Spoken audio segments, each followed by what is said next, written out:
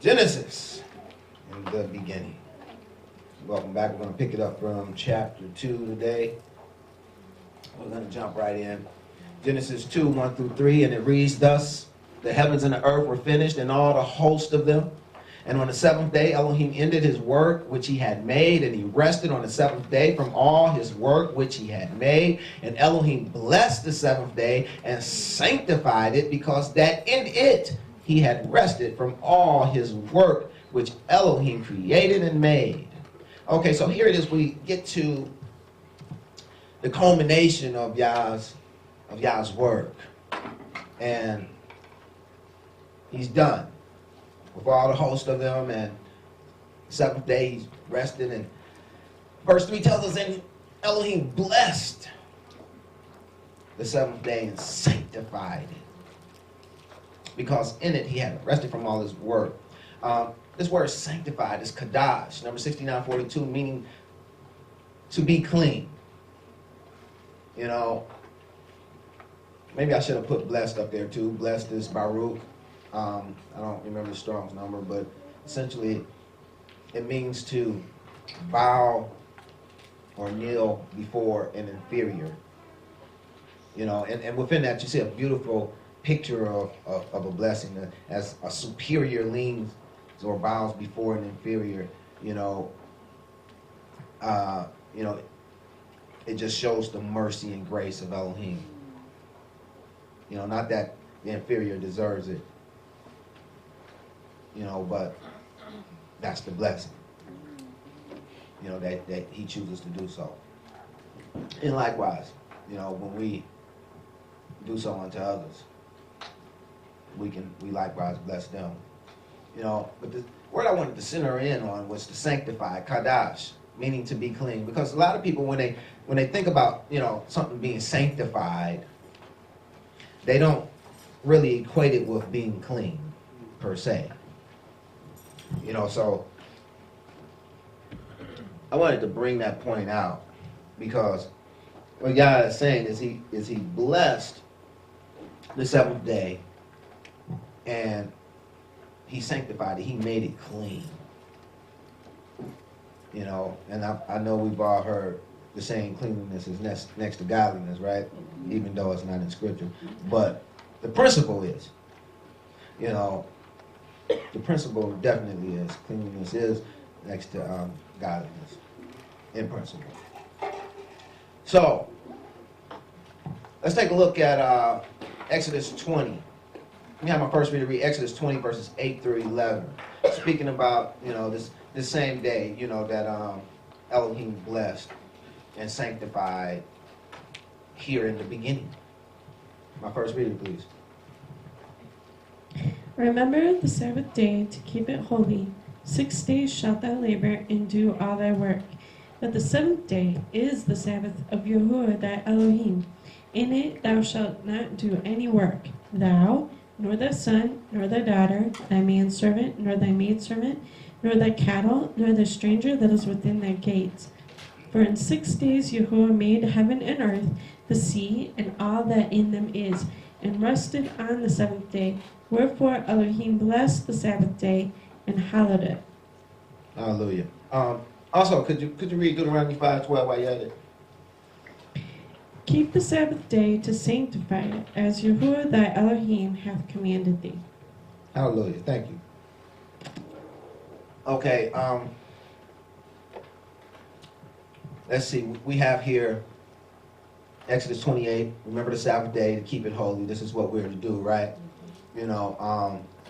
This word holy here is kadash, number 6942. Again, speaking to being clean.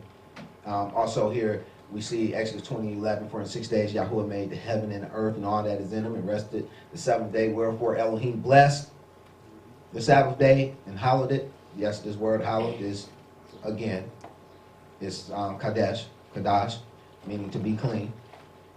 So you see how they're translating it in different manners. You know, sanctified, holy, hallowed. Also, Deuteronomy 5:12, keep the Sabbath day to sanctify it. Again, Kadash. You know, as Yahweh thy Elohim have commanded. Now, to be honest with you, I don't really like the translation. You know, this translation within these texts. I have a problem with it. You know, here it is. I have a problem with Exodus, the way they translate Exodus 20, verse 8. Remember the Sabbath day to keep it holy.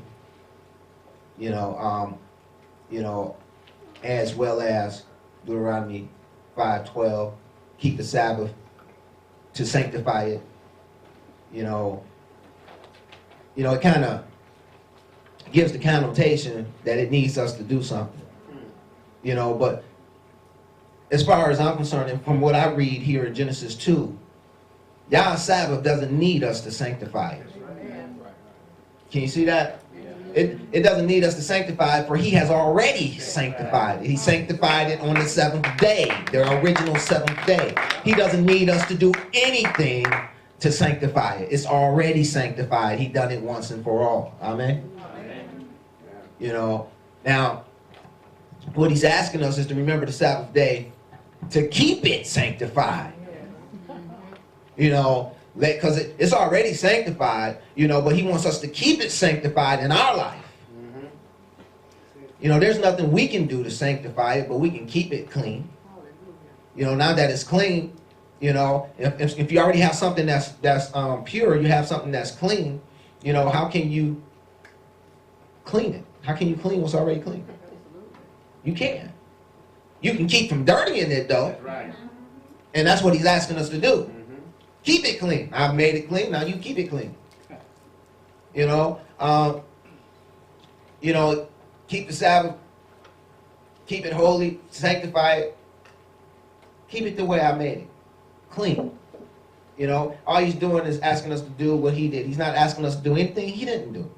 He ceased his labors on the seventh day, so he's asking us to cease our labors on the seventh day. You know, so when he looks down, you know, and he's looking at the tares amongst the wheat, how can he tell the tares amongst the wheat? You know, well, for one, we know that the tares speaks to the children of the wicked one, and the wheat speaks to the children of the Most High, right? Well, when he looks down, you know, how can he tell the difference? You know, because his children act like him. They act like him. They do the things he did. The children of the wicked one, they act like the wicked one. They do the things that he did. Real easy for him to tell. How easy is it for him to tell which one you are? Say loud. Also, let us consider Exodus 31, 12 through 17 and Exodus 20, 10 through 12. My next reader, please.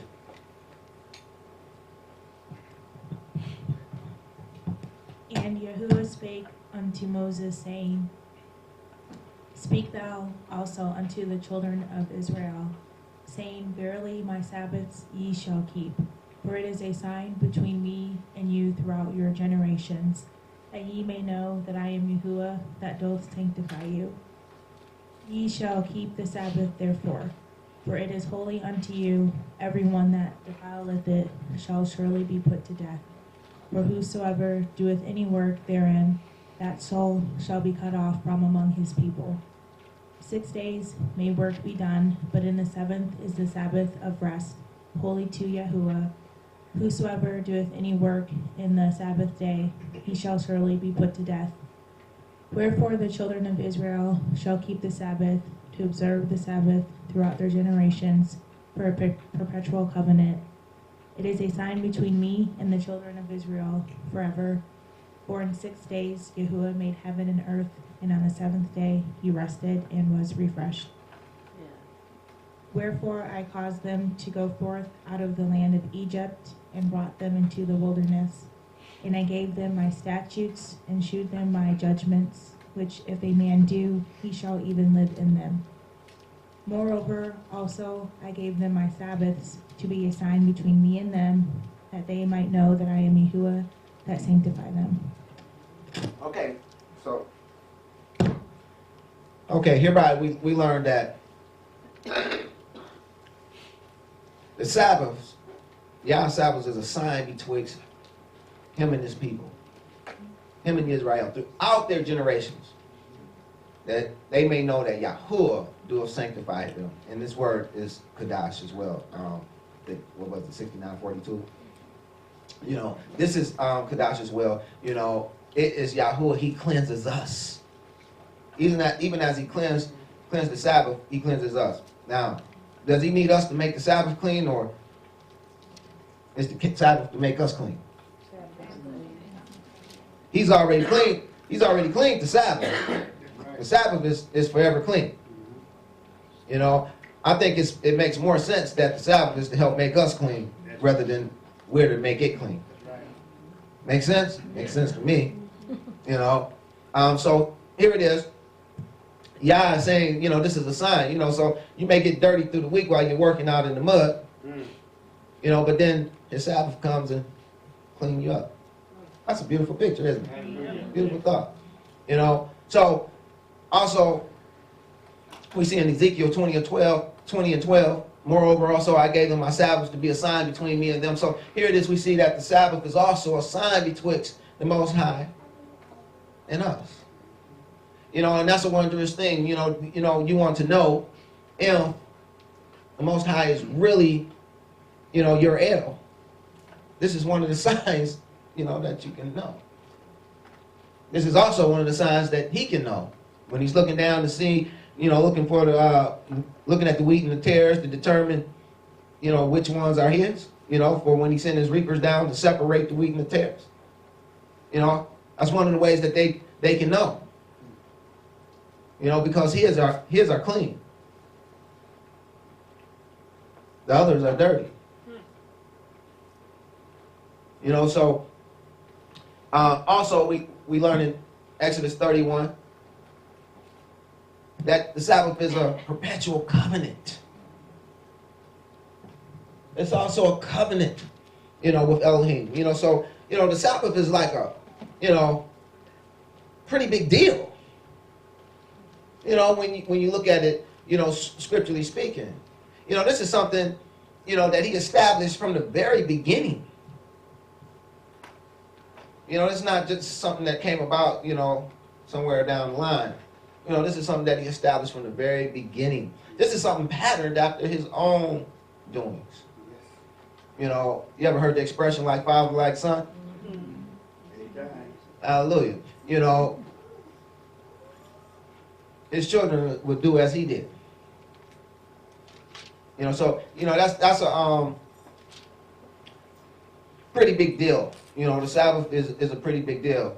You know, it's a covenant betwixt us and Yah. It's a sign betwixt us and Yah.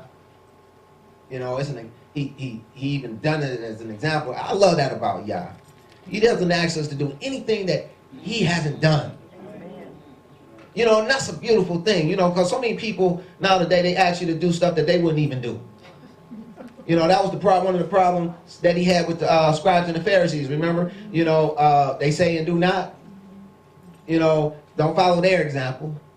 You know, for they say and do not. You know, but our El doesn't ask us to do anything that he hasn't done. You know, he says there's no greater love than a man lay down his life for his friends. And he tells us to love one another, you know, as we love ourselves.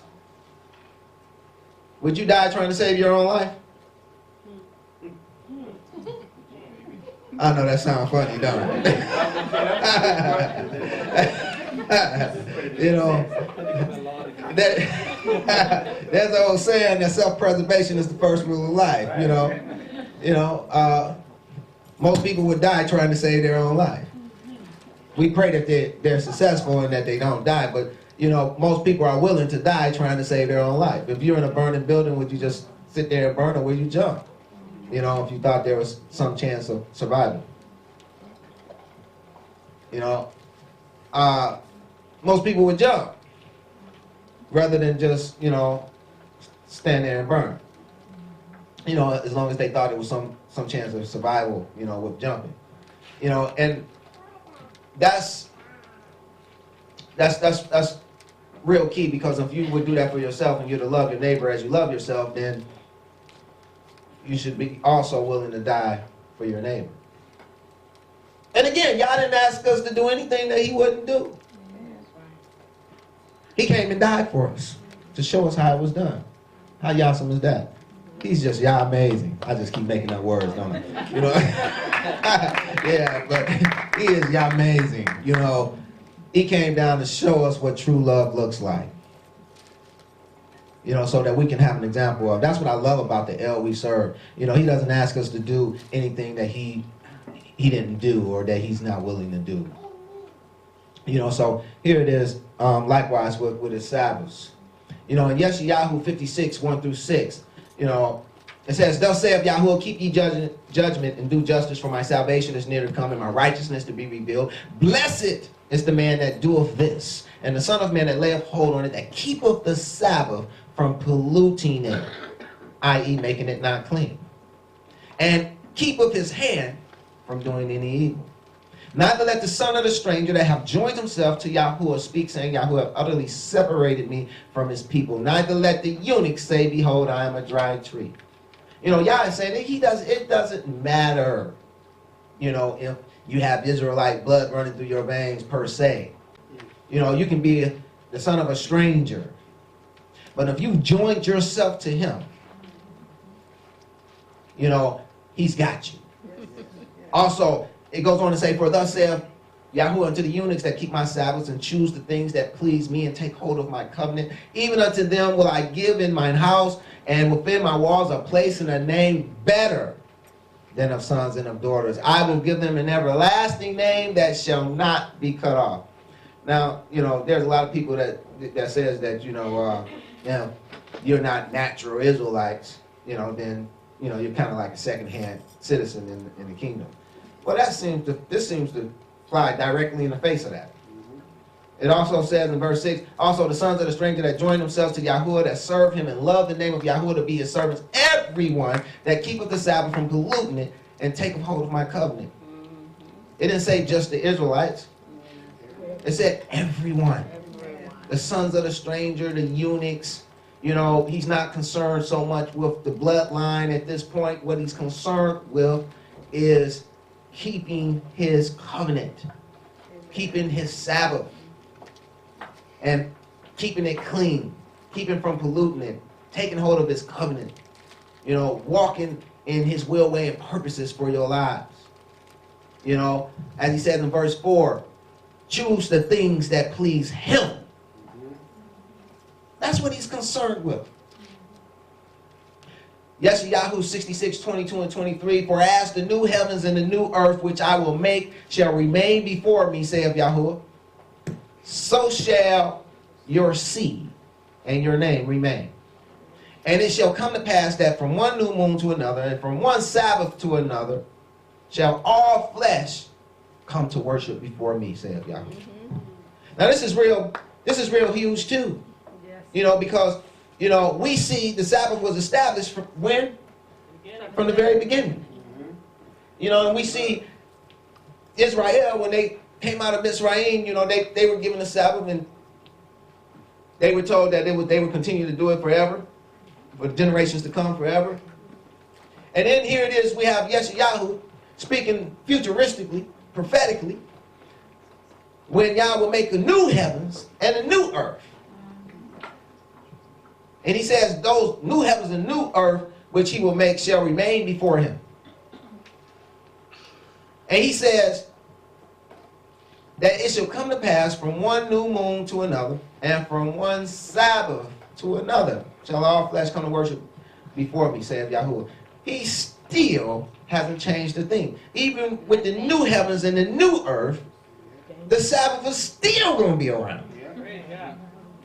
You might as well get practice now, you know, get used to keeping it now. Don't wait till the end. You know, that's, you know, by happenstance you don't make it into the new heavens and the new earth. You know, start practicing obedience now. I think that's a good thing. You know, but, you know, I wanted to point out, you know, that the Sabbath is something that was initiated from the very beginning. Yah made it clean then. There's nothing we can do to make it clean. You know, there's nothing to do that we can do to make it holy. It is what it is. It's a day of rest. And we can't really break the Sabbath. All we can do is break ourselves on the Sabbath. Right. You know, because even though we get to choose our actions, we do not get to choose our consequences. You know, so that's something to think about. Say loud. Let me have my next reader read Genesis 2, 4 through 6, please.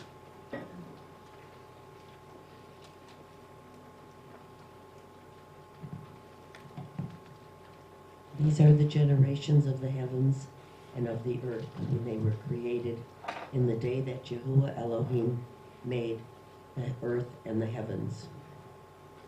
And every plant of the field before it was in the earth, and every herb of the field before it grew. For Jehovah Elohim had not caused it to rain upon the earth, and there was not a man to till the ground. But there went up a mist from the earth, and watered the whole face of the ground. Hallelujah. All right, let's take a look at some of these terms involved here. You know, he says that these are the generations of the heavens and the earth. That's Genesis 2, 4. This word generations, I forgot to put the Hebrew word, but it means descent. That is family history. So this is, you know, he's speaking about, you know, the descent of these things. This is how it went down. You know, this is the family history concerning these things. You know, and also in Genesis 2:5, we read that there was not a man to till the ground. These two words, to till, is abad. It's taken from one Hebrew word, abad. Number 5647 means to work, to serve, till. So here it is. Yah saying every plant in the field, he had made the earth and the heavens, and every plant in the field before it was in the earth, and every herb of the field before it grew. For Yahuwah Elohim had not caused it to rain upon the earth, and there was not a man to till the ground. You know, so hereby we learn man's reason for being. His reason for being was to till the ground that Elohim had made. You know, to till, abad, to work the ground, to serve Yahuwah about working the ground, to till. Okay? Genesis 2:6 says, but there went up a mist from the earth because it wasn't raining and watered the whole face of the ground. You know, this word mist is Ed number 108, speaking to a fog or mist or a vapor. You know, it may have looked something like this. You know, but there went up a mist from the earth and watered the whole face of the ground. Pretty cool, huh? You know, I don't know what you would do if you were down there, couldn't see, you know, you know, trying to travel, but still looked pretty cool. All right, Genesis 2:7. And Yahuwah Elohim formed man of the dust of the ground and breathed into his nostrils the breath of life. And man became a living soul. This word formed, you know, this is what Yah done. He formed, he got sard in the Hebrew. Wow, I was slipping. Well, I don't have a strong number, but it means to press through squeezing into shape. You know, so here it is. You can kind of envision Yah, you know, sculpting man, you know, pressing and squeezing him into shape. And it says that he formed him from the dust of the earth. The word dust is afar, number 6083, meaning dust. But it wasn't just any old dust. It was the dust of the ground. What is ground? Ground is Adamah. Number 127, meaning soil from its redness. Okay? The dust of the earth speaks to that which is atop the ground, or Adamah, i.e., which was atop the red soil. So he took that which was atop the red soil, and he pressed and squoze man into shape. Now Now, just a little bit about soil. Soil can display a wide range of colors, mainly gray, black, white, reds, browns, and yellows. Soil color is influenced by the amount of proteins present in the soil. Yellow or red soil indicates the presence of iron. Dark brown or black soils indicate the soil has a high organic matter, i.e. decomposed content, kind of, from the bugs and the plants and the animals that's, decomposes and, yeah, that stuff. Red and brown colored soils in general occur in well-drained, i.e. oxygen-rich soils, as opposed to in wet, i.e. low oxygen soils, where the soil will tend to be gray. Specific minerals can also affect soil color, such as I think manganese will turn it to be more like black, and of course the iron speaks to red, and so on and so forth. Now, I pose a question: does red soil still exist within the continent of Africa today? And of course it does. And there's a picture of some red soil with a little African girl with a red dress playing in the red soil. And this is an Adam heifer, born 6/14/2014 in the Havre, Jerusalem. And they have big plans for this Adam heifer, or red heifer, if you would, because they plan on burning her up at some point and taking her ashes, that they might be able to utilize it, for the customs of the red heifer, when they build the next temple. At least that's their plan. And, like I say, she was born a couple of years ago, 6/14/2014. She just had a birthday not too long ago. I don't know if they had a celebration or not, but Genesis 2:8-9. And Yahuwah planted a garden eastward in Eden, and there he put the man whom he had formed. What does Eden mean?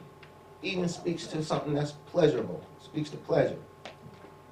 Genesis 2:9, and out of the ground made Yahuwah Elohim to grow every tree that is pleasant to the sight and good for food. The tree of life also in the midst of the garden, and the tree of knowledge of good and evil. So here it is, we see that Elohim planted a garden eastward in Eden, in a place of pleasure, and he put the man, and there he put the man whom he had formed. So man was in a pleasurable place. Can you see that? He was in Eden. He was in a pleasurable place. Great way to start.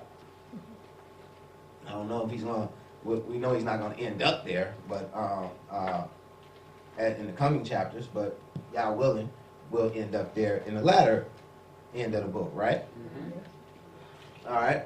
Okay, so here it is. It says in verse 9 that out of the ground Yahuwah made to grow every tree that is pleasant to the sight and good for food. The tree of life also in the midst of the garden. And I want to talk about this tree of life just a little bit, because, I think it's important, that we, out of all the trees that he made, he only mentions 2. So I think that makes them noteworthy. Maybe we should check them out, the tree of life, when we search the scriptures, we find Proverbs 3:13-19, which speaks to the tree of life. It says, happy is the man that findeth wisdom, and the man that getteth understanding, for the merchandise of it is better than the merchandise of silver, and the gain thereof than fine gold. That must be some good stuff. She is more precious than rubies, and all the things thou canst desire are not to be compared unto her. Length of days is in her right hand, and in her left hand riches and honor. Her ways are the ways of pleasantness, and all her paths are peace. She is a tree of life to them that lay hold upon her, and happy is everyone that retaineth her. Yahuwah by wisdom hath founded the earth. By understanding hath he established the heaven. So here it is, we see something that was with him from, even when he was working. Amen? Amen. Says by her, he has founded the earth. She is a tree of life. to all that lay hold upon her. You know, I think we all could do well in grabbing hold of some wisdom. Amen. Yes. Where it says have founded the earth, that word is actually established. What it actually means established, it speaks to the same as established. Also, let's take a look at Revelation 2, 6 and 7, and Revelation 22, 10 through 14. My next reader, please. But this thou hast, that thou hast the deeds of the Nicolaitans, who I also hate. He that hath an ear, let him hear what the Spirit says unto the churches. To him that overcome I will give to eat of the tree of life, which is in the midst of the paradise of Elohim. And he said unto me, Seal not the sayings of the prophecy of this book, for the time is at hand. He that is unjust, let him be unjust still. And he who is filthy, let him be filthy still. And he that is righteous, let him be righteous still. And he that is holy, let him be holy still. And behold, I come quickly, and my reward is with me, to give to every man according to his work shall be. I am Alpha and Omega, the beginning and the end, the first and the last. Blessed are they that do his commandments, that they may have the right to the tree of life, and may enter through the gates into the city. Hallelujah.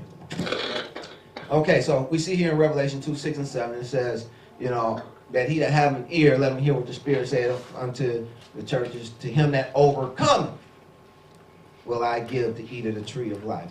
Well, I don't want to spoil it for anyone who doesn't know the outcome, in Genesis. As we're going through this, I don't want to jump ahead and spoil or, give away the plot, so you're just going to have to wait to see what happened. But suffice it to say, that, even though right now man has free reign and to go and eat of the tree of life, something's going to happen. I'm not going to say what, but something's going to happen to where he's going to be restricted from being able to eat of that tree of life freely. Okay? So, and through those restrictions, if one is to have life, eventually they're going to have to eat of the tree of life. So here it is, we see that one will have to overcome something that they might be able to freely eat of the tree of life once again. Now, take note that the tree of life didn't go nowhere. Where is it? It's in the midst of the paradise of Elohim. It's still in the garden. Okay? So, here it is. We're going to have to overcome some things if we're going to get to it, because of what's going to happen in Genesis, that will refrain, some folks from getting to it, make it a little more difficult. You won't be able to freely go over there and get to it. We're going to have to overcome some things. Amen? So many people, they want to eat of the tree of life, but they don't want to overcome nothing. You have to overcome something. Also, as we read in Revelation 22, 10 through 14, the Messiah saying, I am the Alpha and Omega, or the Aleph and the Tav, the beginning and the end, the first and the last. Blessed are they that do his commandments, that they might have the right to the tree of life, and may enter in through the gates into the city. So here it is. We also learned that, you're going to have to be doing his commandments if you're going to have the right to the tree of life. So that's going to be a part of overcoming whatever there is to be overcome. You're going to have to overcome by doing his commandments. So, in other words, there's a right way and there's a wrong way. You have to go the right way, if you're going to have the right to the tree of life. You can't go the wrong way and expect to have the right to the tree of life. Amen? Amen. Genesis 2, 8, and 9. And Yahuwah Elohim planted a garden eastward of Eden, and there he put the man in whom he formed. This is a repeat, isn't it? Sorry about that. Well, I know I did this, but sometimes the computer undo what I do. But anyway, we're dealing with the tree of knowledge of good and evil. We just dealt with the tree of life in the midst of the garden. So now we're going to take a look at the tree of knowledge of good and evil. The tree of knowledge of good and evil is all about the knowledge of obedience unto righteousness and disobedience unto sin.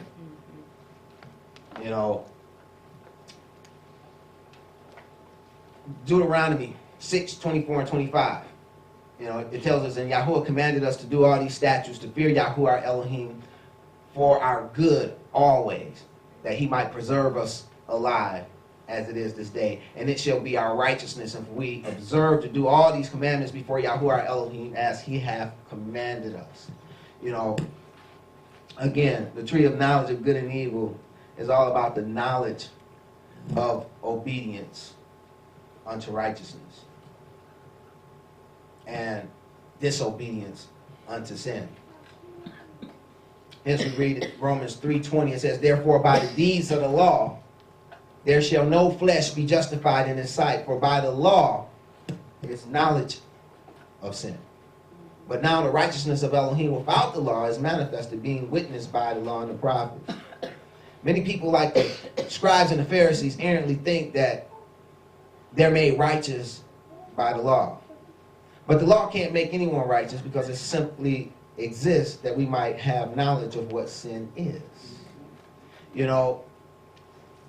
Hence we're told that our righteousness must exceed that of the scribes and the Pharisees. They had the law told them what sin was, but just because, now that I know what sin is, and because I don't do that, that doesn't make me right because I don't do wrong. Can you see that? Mm-hmm. Just because I don't do wrong, doesn't necessarily make me righteous. Let's take a look at the Messiah. He has some input on this as well. Luke 17:5-10.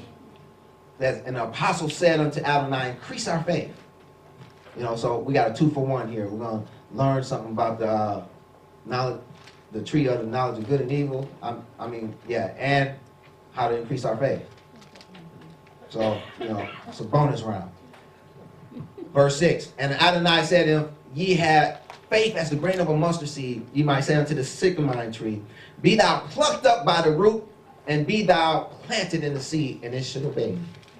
But which of you having a servant plowing or feeding cattle will say unto him, by and by when he is come from the field, go and sit down to meat? And will not rather say unto him, make ready wherewith I may sup, and gird thyself, and serve me till I have eaten and drunken, and afterward thou shalt eat and drink. Doeth he thank the servant because he did the things that were commanded him? I trow not, or I think not. So likewise, ye, when ye have done all those things which are commanded you, say we are unprofitable servants. We have done that which was our duty to do. So can you see what I'm saying? Just because you're not doing wrong, don't make you righteous. See, what Apostle Paul is trying to get across in Romans 3 is that not transgressing the law, that is, not doing wrong, doesn't make one righteous. Similarly, Yahushua hereby is teaching that doing the law, i.e. doing what's expected of you, doesn't make you profitable. Take for instance, here it is, you're on the job, and we have a big audit coming up. They're going to come and, we'll say an audit or an inspection or what have you, right? Okay, and everybody, they're trying to, the company is trying to get ready for this audit. And here it is, it's your job to make certain that all the paperwork is done properly. Okay, so here it is, you're going through all the paperwork, and you get done early with your paperwork, right? Okay, but the person who was supposed to clean the bathrooms didn't show. And maybe it's a restaurant. So this is an important matter. They didn't show, you got done early. Now, it's not your job to clean the bathrooms. And you can just simply, go home. Because you finished your duties. You've done what was commanded of you. But that's not profiting the company per se. If you go and clean those bathrooms and help pass that inspection, even though it's not your responsibility, now you've become much more profitable. Can you see that? You know, this is what the Messiah is saying here. You know, likewise, when ye have done all those things which are commanded of you, say we are unprofitable servants. We have done that which was our duty to do. In other words, he's telling us we don't get no brownie points for doing what we're supposed to do. Right. You know, and so many people, you know, think, well, you know, hey, I done everything I was supposed to do. Like, you know, I was supposed to get a bonus or something. No, you don't get a bonus for doing what you're supposed to do. You want a bonus? Then go over and beyond what you're supposed to do. See, this is what the Messiah was trying to get across. This is what Yahshua's commandments is all about. You know, his commandments say, you know, hey, you know, you heard it, thou shalt not murder, but I say don't even be angry with your brother without a cause. Over and beyond. If one compels you to go a mile, go two. If one sues you for your coat, give him your cloak as well. You see how his commandments, you know, encourage you to go over and beyond what's necessary? Because he wants us to be profitable. See, and if you want to increase your faith, then you have to go beyond the call of duty. If you want to increase your faith in Yah, then you have to go beyond the call of duty in Yah. Not just doing what you're expected to do, but going over and beyond that. You know, so this is what Paul was trying to get across in Romans 3, that, you know, not transgressing the law, that is not doing wrong, doesn't make you righteous. Similarly, Yahushua is trying to get across here in Luke 17, doing what's expected of you don't make you profitable. And what I'm trying to get across is that the tree of knowledge of good and evil is rooted in disobedience. Whenever one disobeyed Yah, i.e. sin, they're partaking of the tree of knowledge of good and evil. You know, there's a whole lot of people still going to that tree. You know, we don't want to continue to partake of the tree of the knowledge of good and evil. You know, one of the things, you know, it's one thing to know of evil. It's another thing to know evil.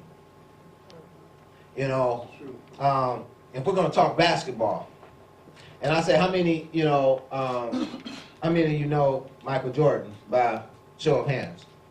You know, we see a lot of hands, you know, go up. You know, but if I ask, you know, how many of you know Michael Jordan, not just know of Michael Jordan? How many of you know Michael Jordan, that, you know, had a conversation with him, you know, you know him, he know you. You know, not just you know him. You know. You see the difference? You know, there's a big difference. You know, prior to, you know what? I think I'm getting ahead of myself. Let me stop. Moving right along. All right. My next reader is Genesis 2:10 through 14, please. And the river went out of Eden to water the garden, and from thence it was parted, and became into four heads. The name of the first is Pison, and it is which compassed the whole land of Havilah, and there is gold. And the gold of that land is good, and there is bdellium and onyx stone. And the name of the second is Gaiam, and the same is it that compass the whole land of Ethiopia. And the name of the third river is Kel, and that is which goeth toward east of Assyria, and the fourth river is Euphrates. Okay. Now we're going to define some of these terms. We have Pisan, which means the dispersive or spreading or increase. We have Kabbalah, which speaks to something, you know, circular or a circle. Also can speak to anguish as travail, pain, type pain. We have Gihon, which speaks to a stream or something that breaks forth or bursts forth. We have Ethiopia, which is Cush, which speaks to something that's black. And we have Kedekel, which means rapid, or can also mean riddle of the palm or riddle of lightness. And we have Euphrates, which speaks to fruitfulness or to break forth. Okay, and so here it is. It's talking about the river that went out of Eden, and once it got out, it came into four heads, and these are the four heads in which the river parted in. And then we have Genesis 2:15, and it says, "And Yahweh Elohim took the man and put him in the garden of Eden to dress it and to keep it." So hereby we learn the purpose of man, which is to dress and keep Yah's garden. You know, that was the original purpose of man, and I don't think that purpose has changed. You know, I should have put Ecclesiastes 12:13 up here, which speaks to the whole duty of man, which is to fear Elohim and keep his commandments. You know, the duty of man really hasn't changed. You know, man just changed. You know, in Lamentations, we read in chapter 2, verses 5 through 9, it says, "And Adonai was an enemy. He hath swallowed up Israel. He hath swallowed up all her palaces. He hath destroyed her strongholds, and hath increased in the daughter of Yahudah mourning and lamentation. He hath violently taken away his tabernacle as if it were a garden. He hath destroyed his places of the assembly. Yahuwah hath caused the solemn feast and the Sabbaths to be forgotten in Zion, and hath despised in the indignation of his anger the king and the priest. The Adonai has cast off his altar. He hath abhorred his sanctuary. He hath given up into the hand of the enemy the walls of her palaces. They have made a noise in the house of Yahuwah as in a day of a solemn feast. Yahuwah hath purposed to destroy the wall of the daughter of Zion. He hath stretched out a line. He hath not withdrawn his hand from destroying. Therefore he made the rampart and the wall to lament. They languish together. Her gates are sunk into the ground. He hath destroyed and broken her bars. Her king and her princes are among the Gentiles. The law is no more. Her prophets also find no vision from Yahuwah." You know, it's horrible it had to come to that. Amen. Yes. You know, but this is the reason we came here. Verse 6, "And he hath violently taken away his tabernacle as if it were a garden." And this is what I want to talk about a little bit, you know, because his tabernacle is as that garden. And we hereby learn in Genesis 2:15 that the purpose of man is to dress and keep Yah's garden. And even now today, our purpose is to dress and keep Yah's garden. And hereby in Lamentations 2, we're learning that his tabernacle is as a garden. His tabernacle is as a garden. You know, so we're to keep his tabernacle. You know, that is our purpose. You know, where's his tabernacle now today? Doesn't Scripture teaches us that each one of our flesh bodies is a tabernacle, the temple of Elohim? Our job is to till the soil in the garden. That is the tabernacle of Elohim. Can you see that? Yeshayahu 51:1-3. "Hearken to me, ye that follow after righteousness, ye that seek Yahuwah. Look unto the rock whence ye are hewn, and to the hole of the pit whence ye are digged. Look unto Abraham your father, and unto Sarah your that bare you, for I caught him alone and blessed him and increased him, for Yahuwah shall comfort Zion." Hallelujah. "He will comfort all her waste places, and he will make her wilderness like Eden, and her desert like the garden of Yahuwah. Joy and gladness shall be found therein, thanksgiving and the voice of melody."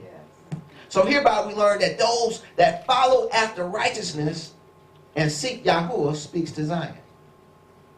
You know, that's important to know when we know what our what we're called to do. We're called to tend to the garden. And that garden is in Zion. And hereby we learn that those that follow after righteousness and seek Yahuwah is those who make up Zion. Then we have Yirmiyahu 31, 11 and 12. For Yahuwah hath redeemed Yaakov and ransomed him from the hand of him that was stronger than he. Therefore they shall come and sing in the height of Zion, and shall flow together to the goodness of Yahuwah for wheat and for wine and for oil and for the young of the flock of the herd. And their soul shall be as a watered garden, and they shall not sorrow anymore. So hereby we see that their soul is as a watered garden. So we learn that the souls of Zion, i.e. the souls of those who follow after righteousness and seek Yahuwah, is also a garden. So therefore we can conclude that Yah's garden and tabernacle is the souls of men and women, is the souls of the men and women of Zion. That is the souls of the men and women who follow after righteousness and seek Yahuwah. Therefore we all have a garden to tend. Yes. All of us that's willing to follow after righteousness and seek Yahuwah have a garden to tend. Because we all have a tabernacle. And if the tabernacle is as a garden, then we are to tend the soil of this tabernacle. Sometimes this soil going to have some clots. You got to chop those clots up. Nothing's going to grow in that. You got to till the soil. You got to work this soil, that's around the tabernacle if it's going to be, a good garden. You got to pull up the weeds that pop up out of this garden. Within this tabernacle, there's going to be some weeds that's going to sprout up. And if you're the one that's supposed to be tending to the garden, then you're going to have to pull these weeds up as they come up. Yeah. Amen? Yeah. You're going to have to be able to pull up the weeds. You're going to have to be able to make certain that everything is conducive to the health of the garden. So that the things that's supposed to grow there can grow abundantly. Those things like love, joy, peace, long-suffering, patience, meekness, those type of things, we like to get fruit out the garden, amen? Y'all want some fruit up out of this garden.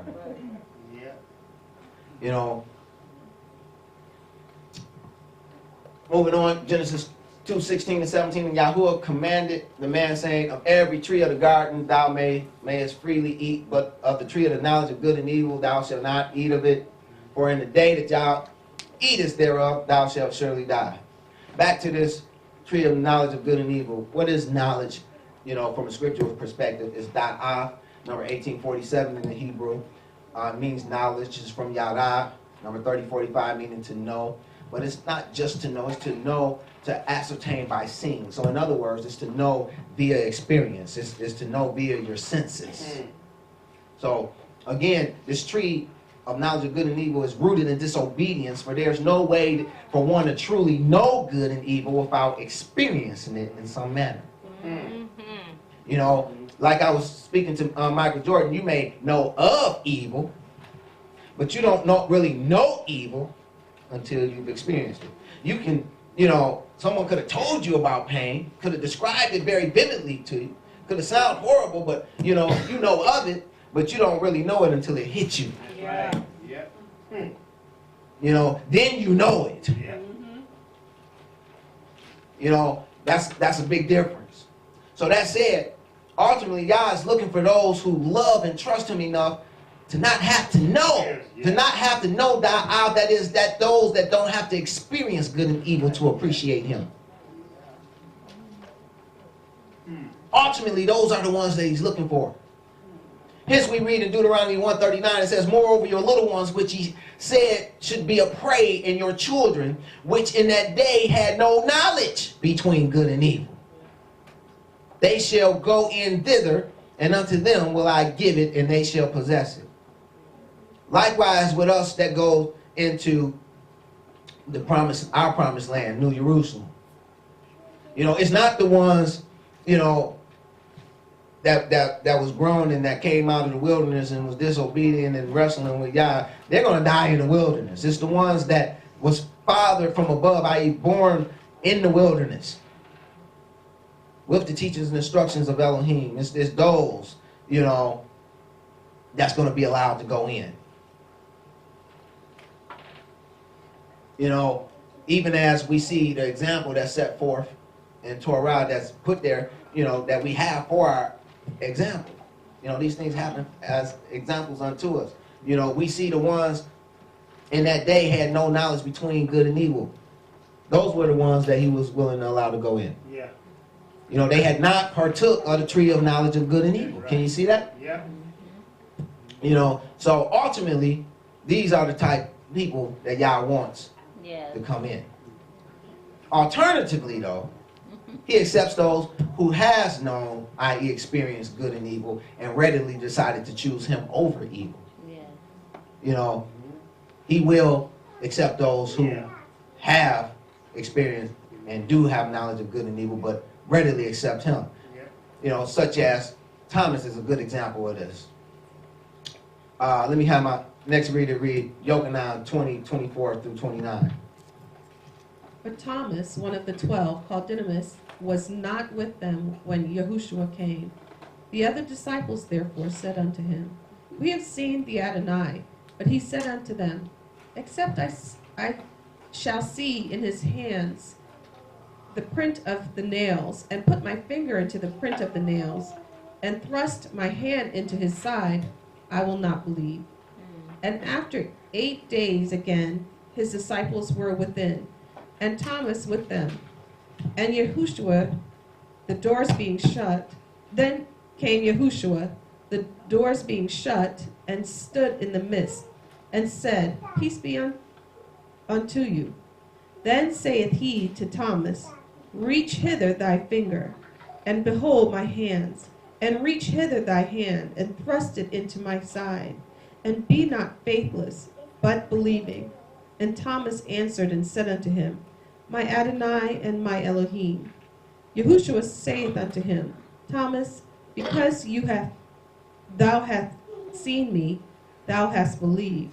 Blessed are they that have not seen, and yet have believed. Hallelujah. Did you catch that? Hallelujah. Did you catch that? You know, Brother Thomas, you know, he needed proof. You know, here in verse 25, he essentially is saying, without proof, I will not believe. You know, you got to prove that to me. I don't believe it. You know, and the Messiah comes and he gives him the proof that he's looking for. And he tells him, be not faithless, but believing. See, he was like that type of person who, you know, they don't believe, you know, unless they have proof. But then once they have proof, then they readily believe. You know, yeah. You know, but there's a group that speaks to that first group we were talking about. You know, that never partakes of the tree of knowledge of good and evil. Yes, they know what evil is. They're aware of evil. But, you know, that's enough for them. They don't have to actually experience it to know that they don't want to be bothered with it. They can choose Yah without experiencing it. See, Thomas is the type of person, he has to experience it. He has to have proof. You know, yeah, I heard evil was bad, but I don't believe it. You know, couple knocks upside the head later. Okay, I believe it. I believe it. That's enough. I don't need no more. You know, you see, you have to have that proof. You know, but Messiah says, blessed are they that have not seen and yet have believed. You know, that's speaking to a generation such as ours. See, because we're a generation that has not seen. We're people that have not seen. See, when we start talking about, you know, Adam, you know, I mean, he seen Yah, he talked to Yah, he spoke with Yah. I mean, hallelujah, praises be to him. You know, we talk about Moshe. You know, likewise, you know, all of Israel, they seen all the wondrous miracles that Yah has done. I mean, whoo, the apostles, you know, they walked with Yahshua. They seen all the wondrous things that he has done. You know, but all of them believe because they seen the proof. But then there's those that he's raising up, such as ourselves, that have not seen, and still we believe. We believe because his word tells us so. Yes. Hallelujah. See, he's talking about us when he says, blessed are they that have not seen and yet have believed. I've never seen a Red Sea parted. I've never seen one raised from the dead. But I believe anyway. Because I believe the word of Elohim. These are the type of people that he's looking for. But there's one more group of people, you know, that he will accept too. And this group of people are the type of people that, you know, they need a little more proof than this guy here. You know, they need some proof on top of proof on top of proof. And, you know, he accepts them too. You know, he accepts those who have experienced good and evil and eventually decides to choose him over evil before it's too late. You know, hence before it's too late. You never know when too late comes until it's too late. You know, so I strongly encourage you not to be like this group. You know, we read in Ezekiel 18, it speaks to this type of group. It says, the soul that sinneth, it shall die. The son shall not bear the iniquity of the son shall not bear the iniquity of the father, neither shall the father bear the iniquity of the son. The righteous of the righteous shall be upon him. The righteousness of the righteous shall be upon him, and the wickedness of the wicked shall be upon him. But if the wicked will turn from all his sins that he hath committed, and keep all my statutes, and do that which is lawful and right, he shall surely live, he shall not die. All his transgressions that he hath committed, they shall not be mentioned unto him. In his righteousness that he hath done, he shall live. Have I any pleasure at all? Any pleasure at all? That the wicked should die? Saith Adonai Yahuwah. And not that he should return from his ways and live. This is the desire of the Most High. He wants the wicked to turn from their ways and live, even if it's at the last moment. Matthew 4:16 and 17, the people which sat in darkness saw a great light. And to them that sat in the region and the shadow of death, light is sprung up. From that time, Yahushua began to preach and say, repent, for the kingdom of Elohim is at hand. This message started being preached 2,000 years ago. I don't know when too late is going to get here, but I know today is one day closer than yesterday. You know, so I pray that today's short treatise, that you can see that the tree of knowledge of good and evil is still within our midst today. People are still partaking of it, you know. And also, I pray that you see that we have a job to do. You know, our duty is to tend to the garden, till the soil. That's all I have for you today. Prayer is a blessing to you.